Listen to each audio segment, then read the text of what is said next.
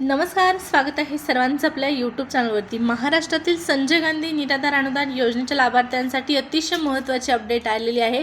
April हप्ता वाटप संदर्भात सगळ्यात मोठी खुशखबर आहे, त्यामुळे हा व्हिडिओ पाहणं गरजेचं आहे। महत्त्वाचा व्हिडिओ आहे। त्याचबरोबर चॅनलवर पहिल्यांदा आला असाल, पहिल्यांदा व्हिडिओ पाहत असाल तर नक्कीच आपल्या चॅनलला सबस्क्राइब करून ठेवा, जेणेकरून अशाच प्रकारे तुम्हाला या योजनेच्या सर्व लेटेस्ट अपडेट वेळेवर पाहण्यास मिळतील। चला तर मग सुरुवात करूया व्हिडिओला आणि पाहूया संजय गांधी निराधार अनुदान योजनेच्या लाभार्थ्यांसाठी एप्रिल हप्ता वाटप संदर्भातली खुशखबर।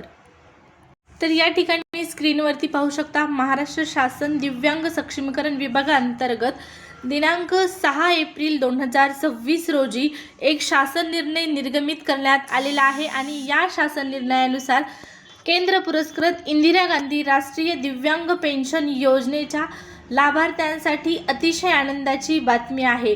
पहा, तुम्हाला माहीत आहे काही दिवसापूर्वी संजय गांधी निराधार अनुदान योजनेच्या लाभार्थ्यांपैकी दिव्यांग बांधवांना दिव्यांग सक्षमीकरण विभागाकडे सुपूर्द करण्यात आलेला आहे। दिव्यांग सक्षमीकरण विभागाकडे वर्ग करण्यात आलेला आहे आणि एप्रिल महिन्यापासून दिव्यांग बांधवांना जो हप्ता आहे, इथून पुढे आता प्रत्येक महिन्याचा जो निधी आहे, जो हप्ता आहे, तो दिव्यांग सक्षमीकरण विभागाच्या माध्यमातून दिला जाणार आहे। त्या संदर्भातला या अगोदर पहा शासन निर्णय सुद्धा निर्गमित झालेला होता आणि आता पुन्हा एक शासन निर्णय आलेला आहे। या शासन निर्णयानुसार आता दिव्यांग सक्षमीकरण विभागामार्फत जी योजना राबवण्यात येते, केंद्र पुरस्कृत इंदिरा गांधी राष्ट्रीय दिव्यांग पेन्शन योजना, याच दिव्यांग पेन्शन योजनेच्या लाभार्थ्यांना त्यांचं पेन्शन वेळेवर प्रत्येक महिन्याला जमा करण्यासाठी एका विशिष्ट अधिकाऱ्याची नेमणूक या ठिकाणी करण्यात आलेली आहे आणि त्यासाठीचा हा ऑफिशियल शासन निर्णय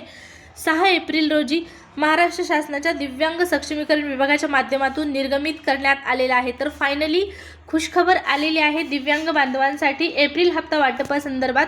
पहा, आपल्याला वाटत होतं की दिव्यांग सक्षमीकरण विभागाकडे दिव्यांग व्यक्तींना यावेळेस सुपूर्द करण्यात आलेल्या असल्यामुळे किंवा वर्ग करण्यात आलेला असल्यामुळे मधल्या काळामध्ये तुकाराम मुंडे साहेब यांची देखील बदली झालेली होती। या सर्व घडामोडींचा परिणाम एप्रिलच्या हप्त्यावर होतो की काय, एप्रिलचा हप्ता उशिरा मिळतो की काय, असे प्रश्न उपस्थित झालेले होते। परंतु आता या प्रश्नांना पूर्णविराम लागलेला आहे आणि फायनली एप्रिल हप्ता वाटपासंदर्भातली खुशखबर आलेली आहे। एप्रिल हप्ता वितरित आता लवकरच होणार आहे। दिव्यांग सक्षमीकरण विभागाच्या माध्यमातून अशा प्रकारचा शासन निर्णय निर्गमित झालेला आहे आणि या शासन निर्णयानुसार निधी वितरित करण्यासाठी संबंधित अधिकाऱ्याची नेमणूक करण्यात आलेली आहे।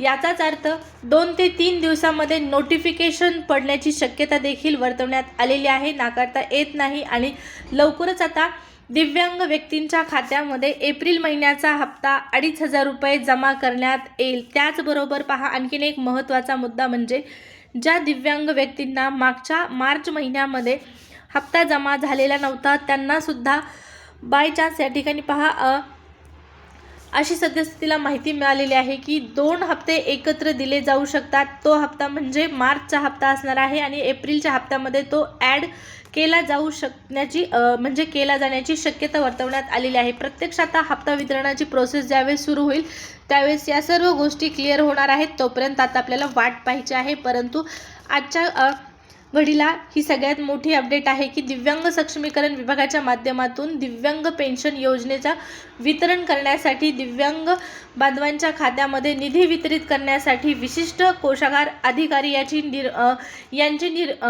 नेमणूक करण्यात आलेली आहे। तर आहे ही सगळ्यात मोठी अपडेट एप्रिलच्या हप्त्यासंदर्भातली खुशखबर।